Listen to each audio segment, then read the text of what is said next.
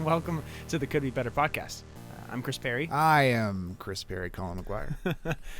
And this podcast is brought to you by Old Mother Brewing. There's so much you can say. So much. And what I'm going to say is, if it's a Wednesday night and you're not doing anything, or even if you are doing things, you should go and get their Wednesday night growler refills. I think you get like a bunch of extra points. You get to refill your growler. Wait a second. There are points? Oh no, I just unleashed something. Yeah, so Colin, you can get points. I did not know that you could get points at Old Mother. If you could get points, I guess what the listeners I have things to buy. Yeah, what the listeners don't know is Colin is a points fiend. I used my points last night to get a Big Mac. Wait, McDonald's has points? Oh, and I have 13,000 of them. 13,000? Yeah. So many. Okay, I was gonna. So many questions. I didn't know McDonald's had a point system. I know Sheetz has a point system, so I would have assumed McDonald's has one. Oh yeah. The thing I was thinking of was like, why doesn't Taco Bell have a point system? They do. They do. What's wrong with guys? I'm screwing up. Speaking of screwing up, we have an awesome show coming up for you on March 12th, Saturday at Old Mother Brewing. It's going to be Cosmic Halitosis. It's going to be Ben DeHaan, and it's going to be one of many Frederick Grateful Dead cover bands. Raise a Violet is going to open up the show playing 2 songs, and we're going to make this joke all episode long. And with special guest John Mayer. Do you know that John Mayer plays with the Grateful Dead now? I do know that one, and it's called Dead & Co. I know that. Yeah, okay, sorry. That's the closest thing to the Grateful Dead anybody's going to find. Yeah, and I do like John Mayer. He's coming to D.C. I thought about going, except the tickets they're like $400. Let's go. Let's go together and then talk about it. We could find them on the secondary market for $40. I guarantee you. You want to go? Yeah. We'll go. It's this month. This last month when you hear this, but it's in February. Yeah. Oh, and it's right. I know. That's the thing. I think that's the only thing that's holding me back. Kids, But I like his new Sob Rock album, unironically. I have not heard it. Colin. I have not heard it. It's really good. It's kind of this like 80s throwback vibe, and it's just beautiful. I need to hear it. Or do you just do the Spotify thing? Is that how you listen to it? Yeah, I do the Spotify thing for now. I'm actually trying out Apple Music just to see if I like it any better before, all my favorite artists get their stuff taken off of it. Hey, well, did you know about Apple Music and that we are in the top 100? You've heard it here second, folks. The last episode we talked about it, we are number 89 on music interviews worldwide. Categories. Just U.S. And still worldwide. And we're inside the top 90. I'm inside something. I want to see what band he puts together because I think he has a very different band, and I don't think I'm going to like that band. Every tour? Yeah. Well, he always will put together a different band every tour because that's how those people do that. But the last few times he's had Steve Jordan, of course. Steve Jordan is my drum hero, and he goes out with him. But Steve Jordan, you know who he's out with right now? Taylor Swift. The Rolling Stones. Ooh, good for him. So I don't even think he's going to have Pino Palladino, the bass player. Yeah. Can you trust people with 2 first names? Steve Jordan? Well, I can trust him. I cannot trust Mark, Mike, Matt, Henry. Oh, which is our guest today. That caught you so off guard. I watched your face turn. Yeah. Matt Henry. Matthias Henry, the first, I think is his full God-given name. He is here talking about his band Cosmic Halitosis. They put out a new record. Brand new record this year, which there is so much nuance to this record that I had no idea. So I listened to it on Bandcamp when it came out. I asked Matt to come on the show. It's a really cool story. So you should tune in. Colin, before we get to the or skip or it. just stop. Yeah. Well, we got your listen play anyway, so I guess we're good. Number 89, baby. Yeah. Rack up those points. Do you think what if we had a point system? I don't know how we'd enforce that. Anytime you listen to the podcast, you get a point. But how do we know? They email us. couldbebettermeh@gmail.com. But how can you prove that they actually listened? You just got to believe people, man. Yeah, that's not something I'm in the business of doing. Yeah, what does Ted Lasso say? I haven't started it. Don't spoil it. When are you going to start it? Well, so now I'm in a I just made that up. No, There no, was I saw it. more sounds than words. The facial expression was actually what sold it for me. So first of all, and this is a good platform to say this, I started watching The Other Two. Do you know what that is? The other two shows? No, The Other Two. It's on HBO, The Other Two HBO what? Max. And it's a comedy. It's 20 minutes long, an episode, and it's from executive producer is Lorne Michaels. Oh. So it's like the 30 Rock vein of comedy. Yeah, it's yeah, just yeah. very quick and very sharp and all that stuff. I've fallen in love with this show. I'm about done with the show. There's only 2 seasons. I'm almost done with those 2 seasons, but they're going to do a 3rd season, from what I understand. Yeah, that's it. Yeah, Molly Shannon is. Molly Shannon. Yeah. So, but she's not the main character. The brother and the sister. It's amazing. Email us at chrisperry@gmail.com and we'll talk about it. But here's my thing after that. You know what I have to do? And I think if I recall, a long time ago, you and I had a conversation about this. From what I understand, the new first part of the final season of Ozark is out. Oh my God. Okay. Have you watched it? Yeah, of course. Fuck you, yeah, dude. I watched it in the first. We've I watched it in talked the first about. Friday. Have we not talked about Ozark before this? I thought we did back when we were playing in a band. I mean, probably. It was one We of our probably late night because I love that. So I need to move. I'm about 2 episodes done. What a shift you're gonna be going down there. like, please, call me, because that is, you're going from the light and fluffy humor to season 4. Oh my gosh, dude! Season 4 of the latest. No spoilers here, so please don't skip. We need your money. Season 4 of Ozark Point system is so intense. Like with how season 3 ended, and all I'm gonna say is bang. It was like whoa. And then that was incredible, but you knew that had to happen. You knew that it had to happen, Had to but happen. but I wasn't expecting that to just be like how it was, and then all of a sudden that was the end. Yeah. This season, I mean, it's Breaking Bad is one of the, and if not Fuck the Breaking greatest Bad. TV show of No, all it's time. not. Fuck Breaking Bad. Sorry, it is a different level of intense that I have not felt before, and it's amazing. So you're done. You caught up on this first. They split this last season in half, right? In Right. two parts, yeah. Which at first, I mean, I'm a big fan of. Let's do it in 10 episodes, 45 to an hour each, minutes each, and then let's just call it quits. But it's 14 episodes, I think, and they did 7, and then they're going to do another 7. Yeah. Yeah. And I'm okay with can't- that. I can't wait. That's probably not going to come out till 2024. No, I think they filmed it all. Really? I think they're just staggering the release, from what I can tell. Because I actually, and I didn't tell you this earlier, I saw Jason Bateman last night.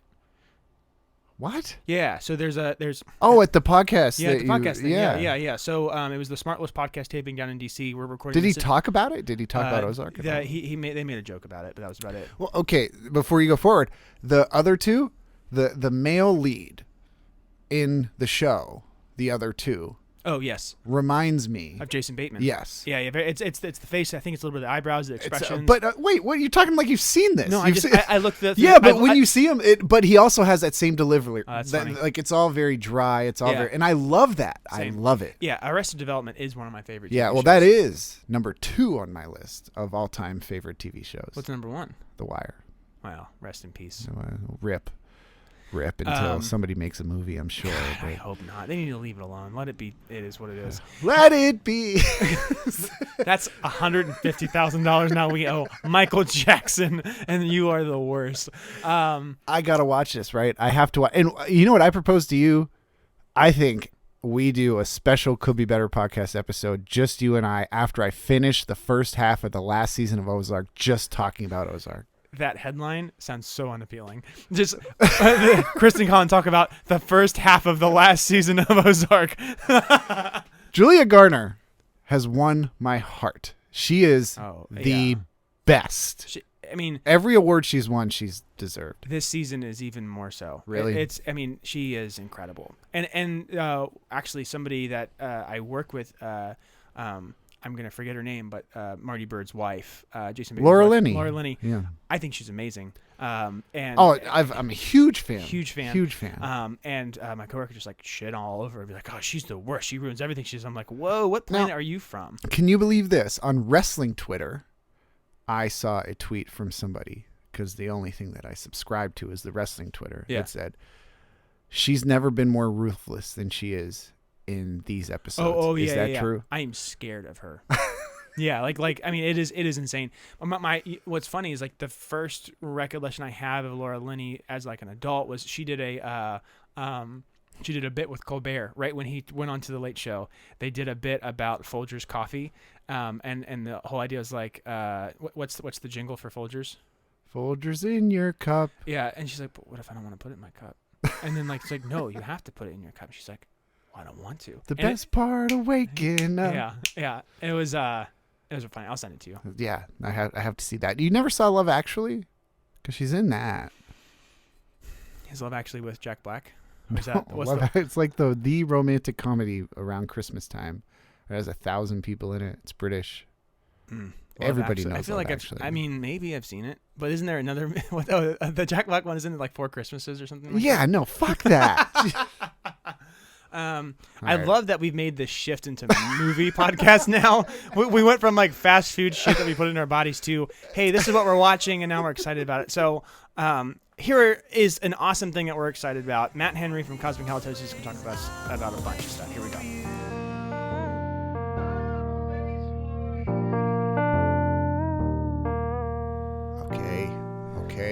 Okay. We're here with Matt Henry. Okay. Okay. Are you feeling all right? Are you stuck? No, I just wanted to get the first word in. That was all. We're here with somebody who, like all the other guests that we've ever had on, has never listened to our podcast. No, they're avid listeners. He's heard every single episode. Okay. Go ahead, Chris. No. This is good. I'll let you do it. No, you already did it. Matt Henry from Cosmic Halitosis. Hello. How are you, sir? Doing pretty well. I really like your shirt, man. Thank you. I love Iron Maiden. Thankfully, we have secret cameras in the Could Be Better studios, so a lot of people will see your shirt. Cool. Yeah, we're live streaming right now. This shirt freaks my son out. He asked me not to wear it anymore. Oh, really? Yeah. How old's your son? He'll be 5 in May. Oh, nice. He was just like, Dad, that's creepy. Can you not wear that anymore? And I was like, sorry. No. You got to do it for the maiden. Did you listen to their new record? I listened to a couple songs. It's pretty solid. Yeah. I mean, I haven't really listened to anything since Seventh Son of a Seventh Son is where I cut off. Yeah. But I mean, I heard the title track. It was pretty rocking. Yeah. I was like, man, they're still going. Yeah, they are. Yeah. That's awesome. But Matt, speaking of still going, you've been doing music for a long time in Frederick, right? Yeah, totally. Since I was like 13. That's and I crazy. turned 30 last year. It's. Yeah. You don't look a day over 15. Yeah, no, that yeah, I take that as a compliment. No, really though. Yeah. I would never know that you turned 30. No I don't look kidding. any different than I did when I was like 17. Wow, that's me. Did you have that shirt when you were 17? No, I actually just bought this like last week. I love it so much. I can't take my eyes off It's of pretty it. mesmerizing. It's like a professional wrestling shirt, Yeah. which makes me happy. Do you watch wrestling, Matt? No, but I'd like to check it out. You like to check it out? I mean, like, well, hell, No, let's no, go. don't say it. Abort mission. you know, I was gonna say like having like a kid definitely like introduces you to stuff you never thought you'd be into. Sure. Like I went to a monster truck rally a couple years ago, which was awesome. Like I never thought I would do that, but Gravedigger. It was Gravedigger. Yeah, it was the Gravedigger and the son of the Gravedigger, and it was very really creative. cool. Wow, where was that at? The Hagerstown racetrack or something. Oh. Checks out. It was cool. I thought the Hagerstown racetrack was in like a McDonald's parking lot up there, but I guess not. We really love having you on. I've had you on a podcast before, if you remember the Frederick Playlist podcast. Yeah. And we talked about a lot of different things, but one of course was Cosmic Halitosis, and from what I understand, you have new music. Do you not? Yeah, it's new for everyone else. Not for me, but yeah. It's just like it's a collection of songs that I've been working on over like the past 10 years and kind of like cobble them together to sort of like kind of tell a cohesive, theme, I guess, So it's not new for me, but it's new for you guys. Are you proud of it? Yeah, no, I'm really happy with it. I mean, being like the drummer in bands for all these years gave me all this time to kind of like hide in the corner and write my own stuff. You're telling and then me. save it, Yeah. and then wait till like, okay, now I have like a bunch of music, to- Yeah. Before you got here, Colin had to actually clear out his pile of ideas that he sits on in this room for the same reason. Oh, fuck off. You know I have 1,000 ideas on this computer. You even sang one. It's even the theme song to this podcast. Nobody needs to know. Wow. They do now because you wanted to speak up, okay? Anyway. So the new record, It's really good, Matt. Thank you. So okay, so is it essentially kind of like this weird like combination of demos? Is that kind of what it's turned into, or just ideas like how did it start? Was it voice memos? Was it just like you're writing down music on music paper? Like what are you doing? Well, so like back in like 2012, I started just recording like home demos on an 8-track recorder where I would like play all the instruments. Like I'd like run over and play the drums and then come back and play the guitar, play the bass, sing it. And I've kind of been posting all these songs on Bandcamp for the last like 10 years. And then when Lilac Days split up, I kind of had like all these songs that I was like, we had been recording with a friend of ours, and I really like, it was cool hearing like quote unquote professional sounding recordings, you know? Yeah. And, you know, I was like, well, I'd love to hear these like rough demos, you know, like sound like these songs. So I kind of like, when that band broke up, I got the idea to like go and record like a set of songs I had, you know? So, I mean, it's kind of like both albums were like half songs I had kind of like sitting around for a while, and plus other songs I kind of had written after the fact, you know? So I guess, does that kind of answer your question? Yeah, no, it's cool. It's always interesting to hear how people do that process of, because when you said 10 years, I'm like, man, like if I look through the stuff that I had for 10 years, some of it's just garbage. Oh yeah, no, I mean, there's definitely some songs that I wrote in that period that like I hid on my Bandcamp, you know what I mean? Yeah. Like it's still up there, but I it's hidden to everyone else because I kind of cringe when I hear it. But there's like some of the songs I'm like, oh, this is pretty good. I can use this now, you know. And so tweaked a little bit to kind of fit, you know, my life now. And that's awesome. You know, that's awesome. So it's almost like a record full of second chances. yeah, I'd say so. Yeah, That's cool. I like that. How profound, Chris. Sorry, I've been sitting next to you for so long, Colin, that I come up with just really decent ideas. That's the king of decency. That's me. Mm-hmm. Yeah, and king of excitedness. Speaking of being excited, I am excited to hear this first song. What song you want to play first, Matt? Let's do Cubicle. Cool. Here we go. What's it about? Wait, obviously, it's in the title, dude. Well, Is it about a cubicle? It's not relevant anymore because because People don't work in 'cause of this cubicles. pandemic Yeah. that's been going on. But at one point, yeah. So is it about sort of hating your job? Well, it was my first office job. I like my job now, and not that my first office job was crappy. It was just kind of like wasn't really used to the. Like I was used to working like restaurant hours, you know, and I was kind of like getting used to like having this 9 to 5 office job where I kind of had to wear like somewhat of a button-up shirt, you know. So it's just sort of like, I don't know. It's sort of like, it sounds cheesy, but it's sort of like a love song in a way, because it was Aw. sort of like, you know, me and my wife like were able to save up and like buy our house, you know, with this like sort of like grown-up job that I was able to acquire. So it's kind of like about like having to deal with like the BS of like a job, but then being able to turn it around and like get like stuff you want from life out of, you know what I mean? I don't There know. you go. Yeah. That's perfect. Here it is.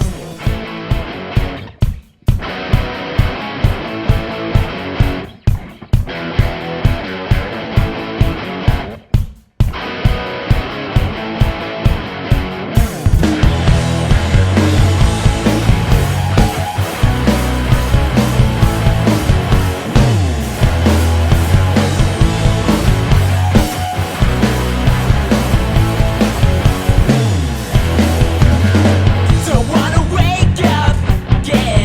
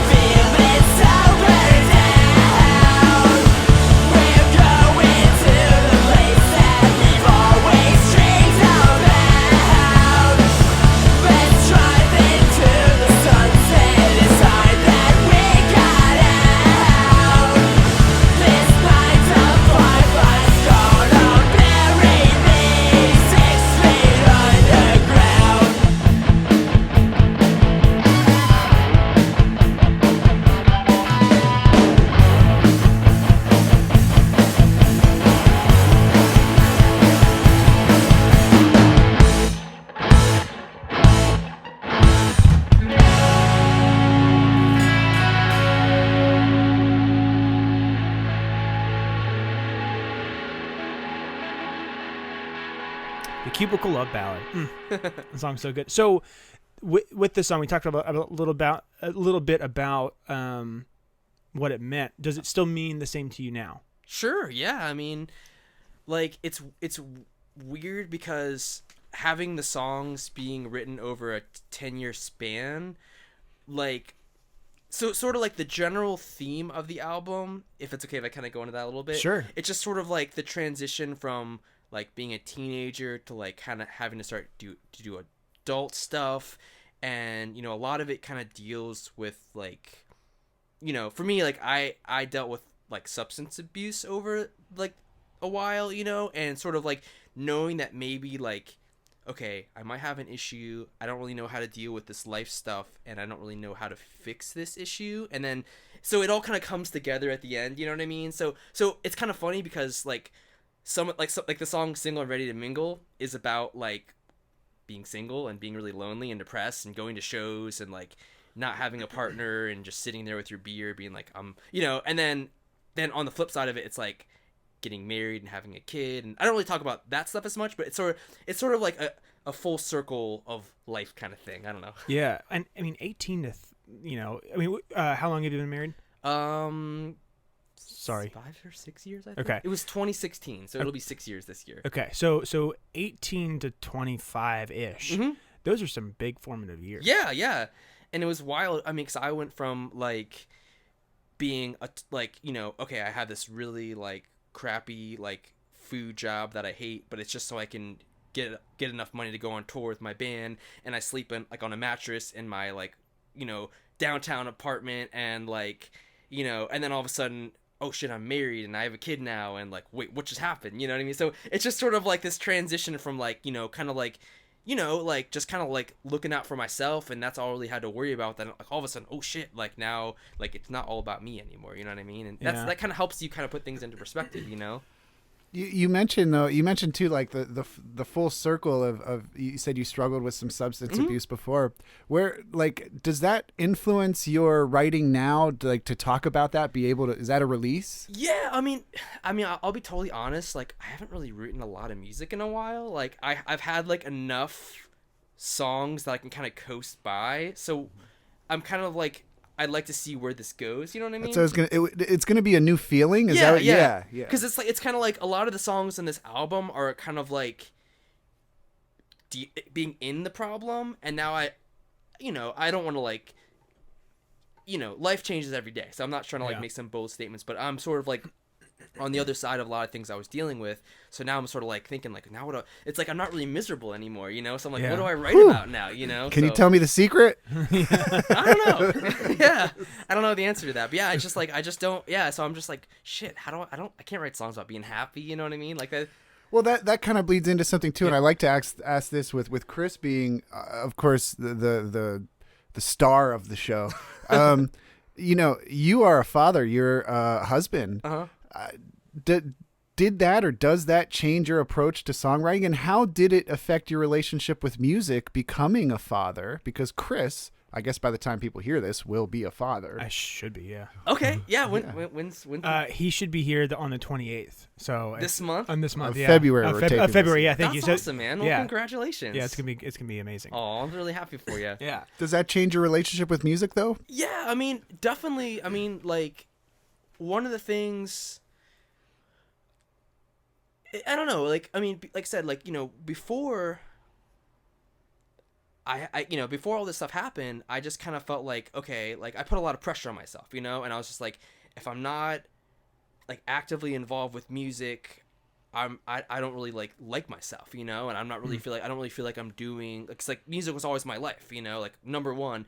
And now it's kind of like cool because it's sort of like having a family, you know, that kind of like takes priority for me. And it's like, now it's sort of like music, I don't want to say it comes second because it's still my life and I love it more than anything, but it's kind of like, it's not like this all or nothing kind of thing anymore, you know. It's like, and then also having COVID happen and not playing any shows for 2 years kind of helped me realize it's like, okay, yes, like playing music and playing shows is a really important part of my life and it makes me really happy, but it's not like it's like I don't think I'm worthless without that anymore, you know. It kind of helped me realize like, okay, like yes, I would love to be active in music, but like that doesn't have to define me as a person anymore, you know. Yeah. So and it can, yeah.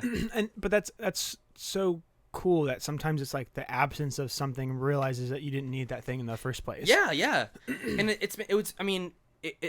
to kind of like give like a little sneak preview of like what's going on now with Cosmic, like I have a totally new lineup of musicians that were playing on the album with me, and it was just like I was honestly about to like put the album out and just be like, all right, this is like the swan song of Cosmic, and just be like, all right, I've been working on this album. I mean, because we started recording the album in 2019, and then COVID happened, and I had some mental stuff happened where I kind of had to take a break from that. And then, you know, all of a sudden, it's never taken me 3 years to finish an album. You know what I mean? Like every band I've been in, it's like a 2 or 3 month process. And this took almost 3 years, you know? And like I was about to be like, okay, I'm going to release this and then just call it a day, you know? And then it was my friend, Kenny, who's now playing drums in Cosmic.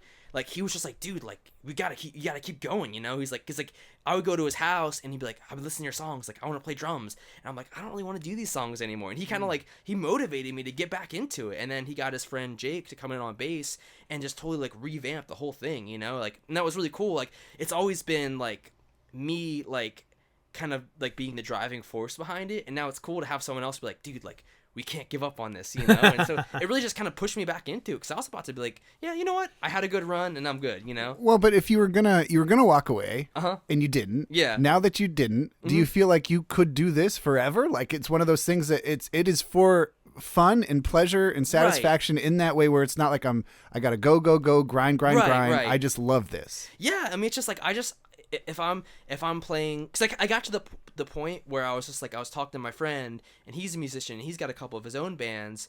You know, I was just like, dude, like I don't care if I'm playing guitar in your band, if I'm playing drums for this new band that we start, like, or if we're playing my songs or whatever. You know, I just want to play music again. You know, it's been 2 years. I just want to like just the feeling of getting up in front of like 13 people and smashing on some drums and just playing a really loud guitar, you know. It's like any form of that is going to make me really happy. So it kind of like helped me kind of appreciate it more, you know. 13 people's a good crowd in Frederick. It is, yeah. No, I mean Chris, tell him. 13 is a good number. No, I mean I'm happy with that. I mean, so Lilac Days play with a bigger band, which I won't name because I don't like drama, but like Samuel Powers. But yeah, like they were the headlining band at this Baltimore show, and like there was maybe like 50 or 60 people there, and like to me I was like, whoa, like holy crap, we're playing for 50 or 60 people. And then the guy, like the headlining band, was like, oh well, you know, like we're happy to rock in front of anybody, no matter how small the crowd. And that's just kind of like, and like I mean I get like that he was like, because I talked to the guy, and like I didn't judge him for that, because he was like, oh, I'm about to go on tour in Europe and play a bunch of festivals. So for him, like playing this, but it's like for me, I'm like, whoa, 60 people is a lot, you know? So like that didn't rub me the wrong way. It's just a totally different perspective, you know what I mean? And like I thought that was cool. I was like, holy shit, 60 people are here. Yeah, I think one of the things that I always appreciate about you, Matt, is like the overwhelming sense of graciousness that you have. Yeah. Like you're just like, oh man, I'm just really glad to have this, like whatever that thing is. Yeah. And so it's really cool that you kind of got to sit in the passenger seat a little bit and allow somebody else to be like excited along with you, because that's a totally different feeling. Yeah, definitely. Yeah. That's awesome. Well, all right, we're gonna play another song that's about feelings. It's about singleness and Mingleness. Fruits of the Spirit. Here we go.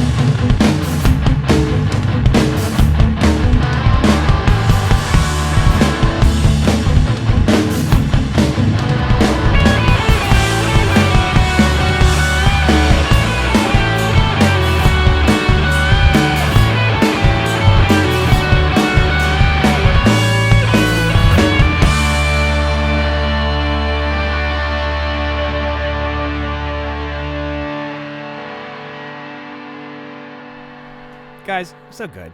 Like, we just get to be in a place. So, okay, how long ago did you write that song?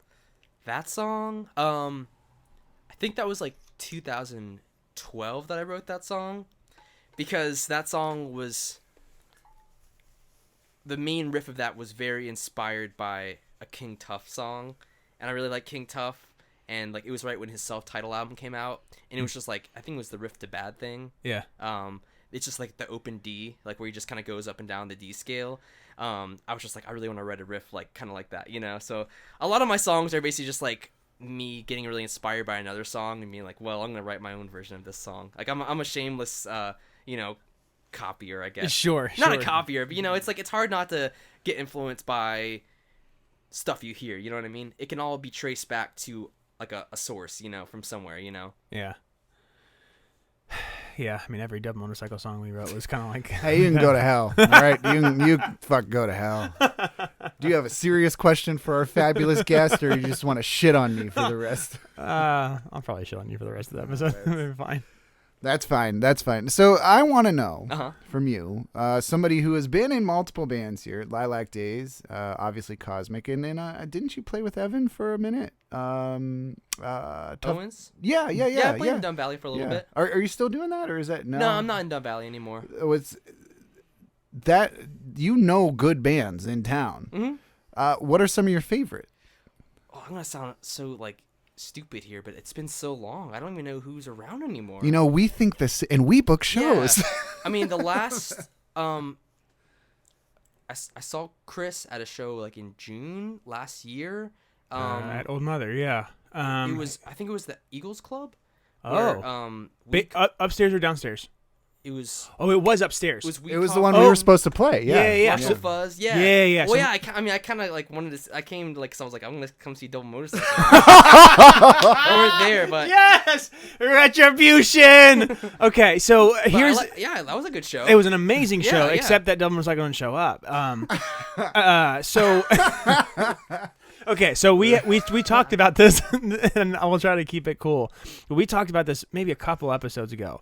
It was with Brett, the Timberwolves episode. So it was supposed to be Double Motorcycle, Timberwolves, Crooked Hills, and Marshall Fuzz and Weed Coffin. It was a stacked show. It was gonna be Timberwolves and No, not Crooked Hills. Crooked Hills wasn't supposed to be there. well, Timberwolves played. It was like Timberwolves sorry, played. Sorry, show, Ben. It was just Weed Coffin, us, Timberwolves, and Marshall Fuzz. Marshall Fuzz. So just the four of them. Yeah. And then Double Motorcycle didn't play the show. Mm-hmm. And so... Too busy starting a podcast. Yeah. We were, That's okay. Lots of planning. And so it was tough because a lot of people were wanting to see that happen. Mm-hmm. And so then we're really just gonna shit on me the rest of this. Okay. no. But then like stuff comes up, and then we were supposed to do another show, and that show also didn't happen. But that wasn't us. That was not you. That was not us. That was the world's fault. Well, I went to I take that back. I've been to 2 Frederick shows. Yeah. So I also went to see the Casanova show at the Sky Stage, and they ripped it up. That was a good show. Yeah, that band rules. Yeah, they're very good. Stephanie and Jake are just they're amazing. Mm-hmm. But yeah, no, that show at the Eagles was really cool. And I remember when when you were there, we were talking, and you were still overwhelmingly just like grateful for the stuff, but you weren't like, I think you were in between bands at that point. And I was like, well, Matt, what are you doing with Cosmic? You're like, I don't know. I'm like, well, I was like, you should do something with him. You're like, all right. And I was like, oh no, Matt's either blowing me off or he can't hear what I'm saying. And I was like, oh, but yeah, like, it was cool that you were still kind of like working on those songs then, and you kind of kept it through. Yeah. I mean, because I was finishing up the album. I mean, because I basically like, we were able to get like the basic tracks done back in like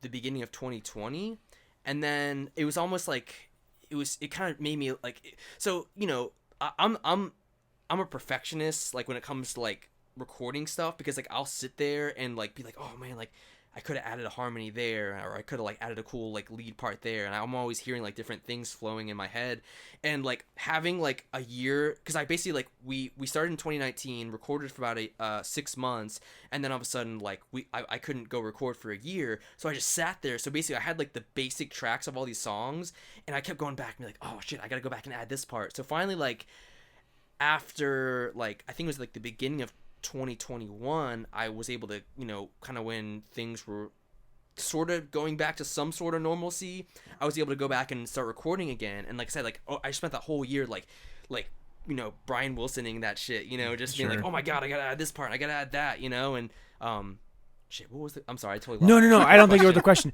But what's cool? So now this podcast is gonna come out right before the show that you get to play at Old Mother. So this will be the first show back, right? Right. Almost exactly 2 years. That's crazy. Yeah, that's crazy. How do you feel about it? I'm really excited.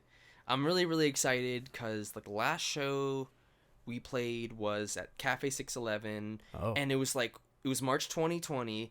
So everyone was just like, like I hear that there's like this crazy like pandemic that's about to happen, and like I don't know if we should go out to see shows. And I'm just like, okay, what's happening? And then like a week later, it's just like the world just like shut down, and like that show. Well, okay, not to like to kind of go back to like you like saying like I don't know, like I what am I trying to say? Okay, so that show, like basically nobody showed up except for the bands, except in so 13 people. Yeah, plus like my friend came out, and then there was this couple in the audience, and they were like this like like middle-aged couple, and she comes up to me and she goes, we must be your only fans. And I thought she was like being sarcastic and like making fun of me, so I kind of like gave her this kind of like stink look, like what, like fuck off, Yeah. And then she's just like, oh no, like me and my husband like listened to like your songs on Bandcamp, and we came out to see you guys. And like so she actually like she wasn't being sarcastic, she actually like they intentionally. And like for me, I'm like one person, like because normally it's just like, okay, I'm at this bar, gonna have some beers, and let me watch these bands. Like these people I'd never met before like came to see us, and like even though like they were the only other, except for my friend that came to the show, with the only non-band people, I was like, it was worth it. Like like two people came to see us, they enjoyed it, and that was cool, So like I kind of so I was kind of bummed after the show at first, because I was like, oh like man, like I kind of had this feeling like, okay, shit's about to go down, the world's about to shut down, this is probably my last show for a while.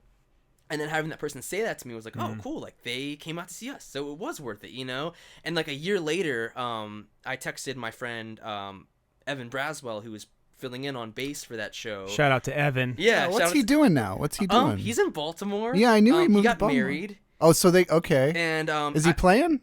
Well, I mean, I know he is working on some music. I don't know if it's like if I can announce it or anything. Come on the podcast. You just did. Okay, he's working on some music.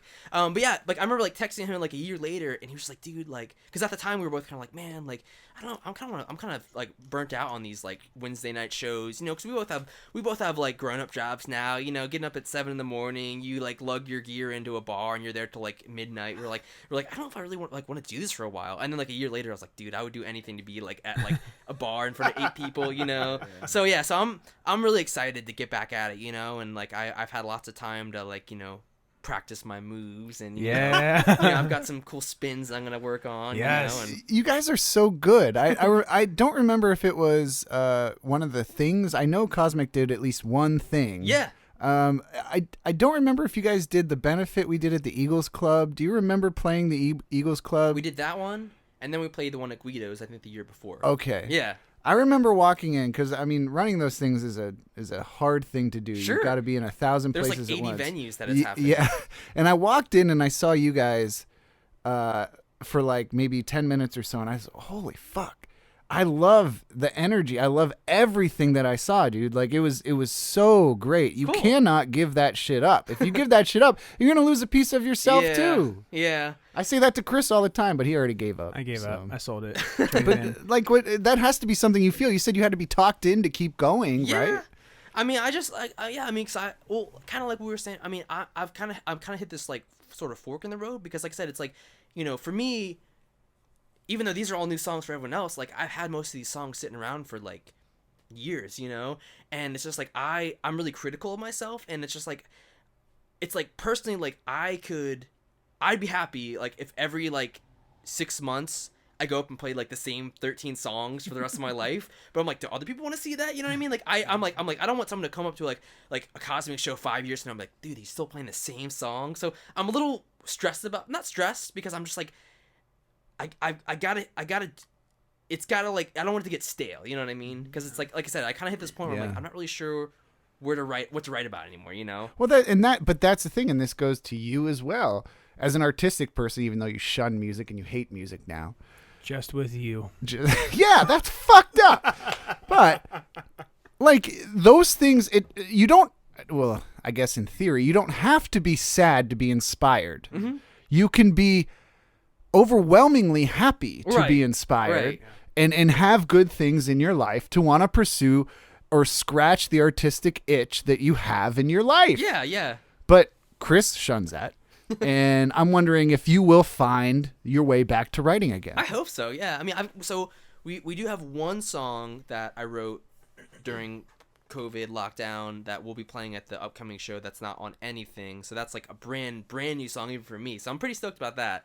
So, but then we'll see I mean, it's cool because I mean, I'm wondering, you know, maybe with this new lineup, you know, I mean, it's always been this kind of weird dynamic because I've never been opposed to having outside contributions to the writing process. It's just always it's always been like what's had to happen. You know what I mean? Because I've never really like had a permanent lineup. Like originally, like Cosmic wasn't really supposed to be like just this thing that I did. Like I kind of had the idea of like working with other people, but it kind of like became that's what it had to be for it to keep going. So maybe in the future this could be something where we actually kind of collaborate, you know. And so I'd be totally down with that, you know. We're all dads in the band, so you know we can write about. Yes, You look know? at that, the dad band. Yeah. Man, that's awesome. And it's. I want to go back to like 5 minutes ago when you were talking about just like that mindset of like, hey, I played a show where nobody showed up, but 2 people showed up and they said something really kind, and that like made my day. That is a lost trait. So it just it warms my heart to hear you kind of share that because that's the DIY ethos of just music. Yeah, man. And so. Yeah, I remember working at Subway just to make my bills and then like so I could go on tour. So it's like, you know, I miss those days, but I'm also glad I'm not in them anymore either. It's yeah, I mean, I've kind of like I'm okay with the fact that I probably like won't tour anymore, you know what I mean? Like that's probably not like cuz like 10 years ago that was like the dream, you know. I wanted to just be touring, sleeping on floors, getting paid in beer and pizza and tech decks. I got paid with a tech deck once at a show. What state? It was in Flint, Michigan. We played an abandoned auto warehouse. Hell yeah. It was really cool. Were there people there? Yeah, there was actually a decent turnout. And they still paid you in tech decks? We got paid in a Little Caesars pizza, a 6-pack, and he came up to me and goes, dude, I got something for you. And he handed me a tech deck. And I was just like, and to me, like, that was cooler than any, like, you know, I mean, it's like, you get $30, you're going to spend that, you know, you're never going to have that again. Like, this tech deck, I still have it. And my son plays with it now, you know? And so when he's like 20, I can be like, dude, do you know how I got that tech deck? Like, to me, that's way cooler than getting like $30, you know? Sure. To tech decks, man. That's awesome. Do you know what tech decks are? I do not. It's the thing on Nick at Night. There's Stickly. That was a tech deck. Well, they're like little. I don't know what that they're is. replicas of 90s real like skateboards. So basically, like, oh, yeah, it was big in okay. like the late '90s. Yeah, it was okay. like miniature, and it was all real like artwork from real like actual skate decks. So like if you were like a total skate rat, like you would like collect like your favorite skaters tech decks, and you'd like fingerboard and stuff. Yeah, I can't fingerboard. Well, I'm gonna leave that set there, you up. but I'm gonna say that we only pay people in NFTs now. So I don't know what that is. I'm sorry. I've seen all these things about it, and I'm like, what is it? And I like Googled it, and I was like, I still don't understand what that is. Yeah, a non-fungible token. Okay. And essentially, it's art that has some sort of capability in it where it makes it unique. Chris, you sound so monotone. Why are you so? Because this is the worst. Disgusting And I NFTs. am an NFT. Okay, so nobody knows. Nobody really knows what Bitcoin is. Nobody really knows what NFT is. I know that I threw $200 at Bitcoin, and I'm not happy about it right now. Thank you, Abe. Shout out to the vice president of the Eagles. Matt, we got one more song. Okay. And we're gonna play that. But so a couple of things. Okay. Where can people find you? And not you like personally right Yeah. now, but like where can they find your music? So, Could be better studios. It's like any platform like for streaming. It's up on that. It's under Cosmic Halitosis. Yep. Okay. And if you want a physical copy, hopefully within the next month or so, I will have cassettes from What's for Breakfast. They're Cool. A cool punk rock label out of Chicago. So Sweet. yeah. How do you always do this? You always find a way to get your music on a label somehow.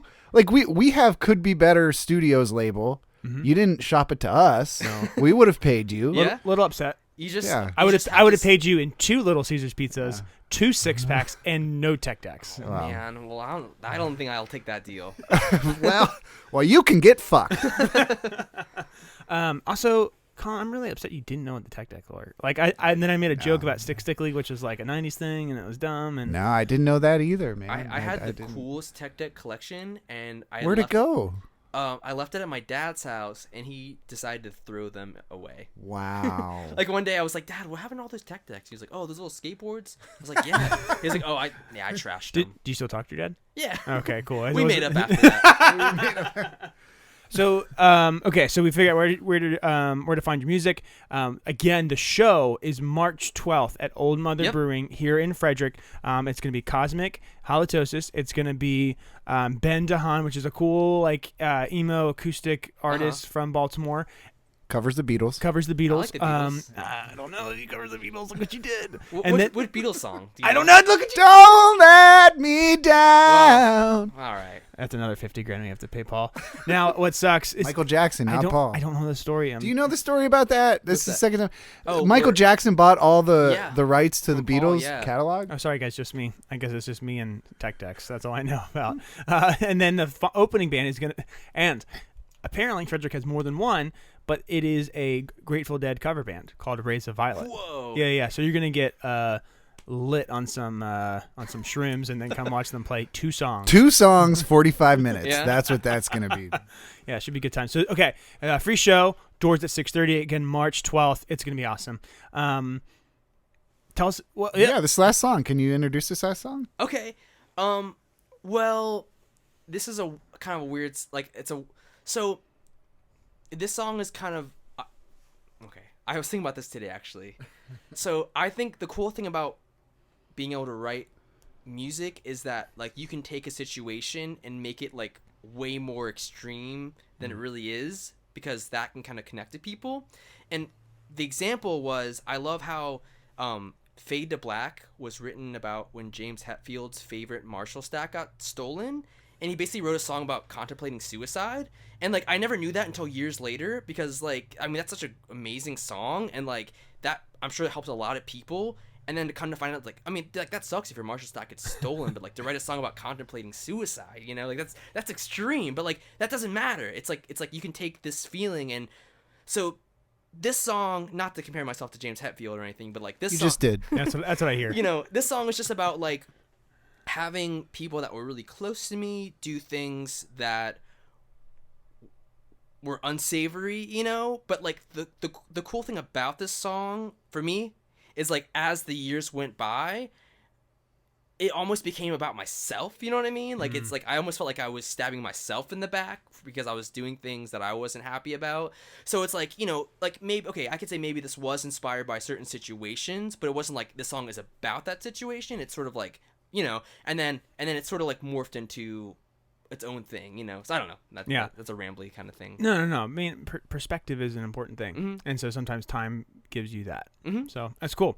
Matt, thanks for coming on. This has been a lot of fun. And we're gonna play "People in This World."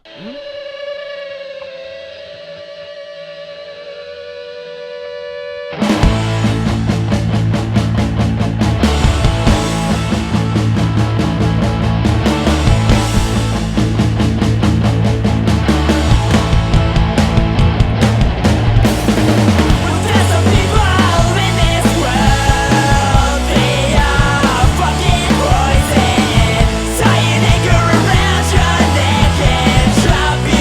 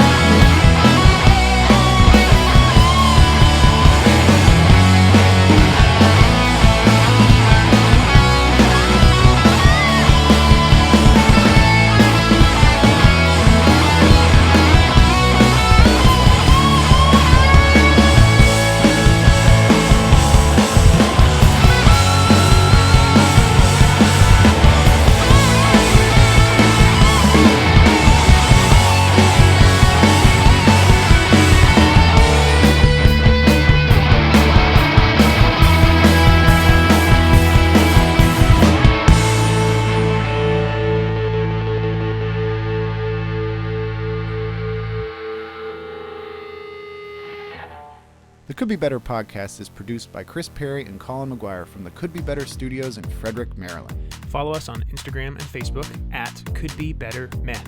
You could also email us at couldbebettermeh@gmail.com. And don't be afraid to reach out if you're an artist, a band, anybody looking for a show. We'd love to book you. Also, if you'd happen to want to be a sponsor, we'd like to hear from you too.